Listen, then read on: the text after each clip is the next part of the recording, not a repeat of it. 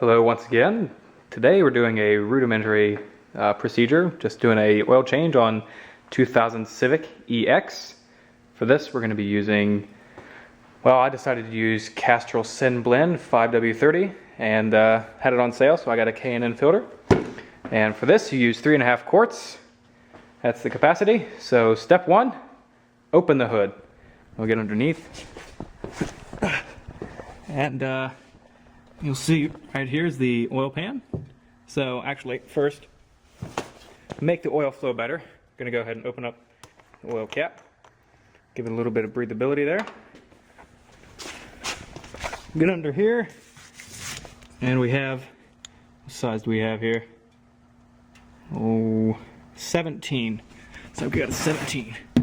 So we'll just go ahead and pop this baby off. I was the last one that did this oil change, so it should be fairly loose. Should be. Keyword. There it goes. One thing you want to be careful of is this oil is blazing hot, especially if you've been driving it. So, and I always seem to lose the bolt in the pan, the drain pan, but that's okay. Okay, we'll just let that drip for a while. That'll take a little bit, and then we'll go ahead and take off the filter. Now that the oil is pretty much all drained out of it, I always like to flush out the block with a little bit of clean oil.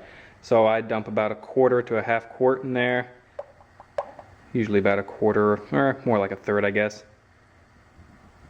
Then I let that drain through, just to help kind of clear out some of the gunk. You'll see it's starting to run a little bit clearer now.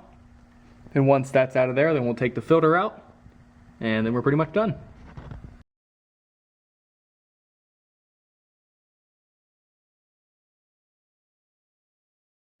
Okay, now we have the drain plug on.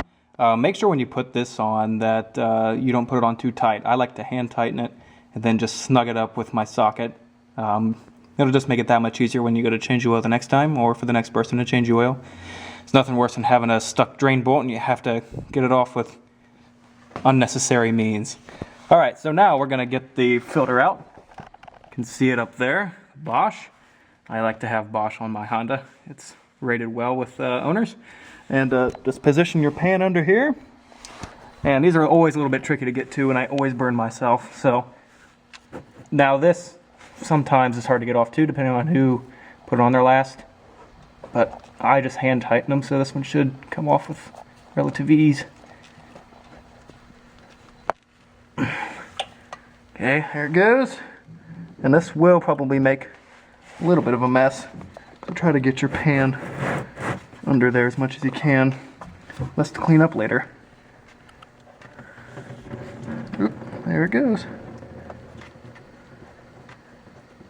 Keep in mind that everything is really hot under here as well.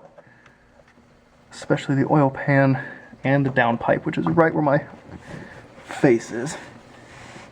Okay. And the filter, I just put it right there in the pan and let it sit. So, we'll let that sit for a little bit, let that drain, then we'll put the new filter on. Before you put the new filter on, I always get a little bit of, doesn't matter, you can use new or old oil. Just dip my finger in there and rub it around the gasket. It's hard to do one-handed. This gives it a better seal when it's seated onto the bolt there. That way you don't have as much drippage. So I always try to do that. And now we'll do our best to get this on. This should be pretty well drained now. Let's see if I can find it. Sometimes you kind of just got to feel around up there for it. Alright, now this, once it seats on there, I give it a 1/2 turn or a 3/4 turn. And then that's pretty much it for that. And now we can go ahead and put the oil in. So I already have my 3 full quarts and then the 1/2 quart that I use to flush it out. And then now comes the easy part. Put it in there and wait.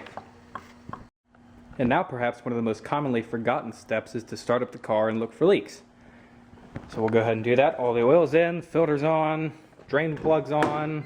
At least I think I have everything on.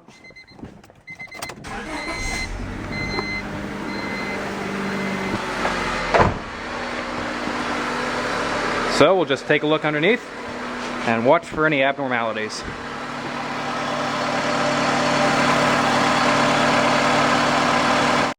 Thanks for watching the video. Hope this was helpful at least to some of you. And stay tuned for more. Should have more repair videos and things like this with Hondas in the future. Stay tuned.